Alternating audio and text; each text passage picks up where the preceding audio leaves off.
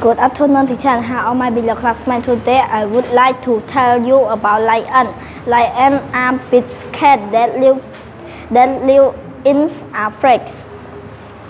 They are called the king of the jungle because they are strong and proud. Male lions have a big mane of hair around their neck.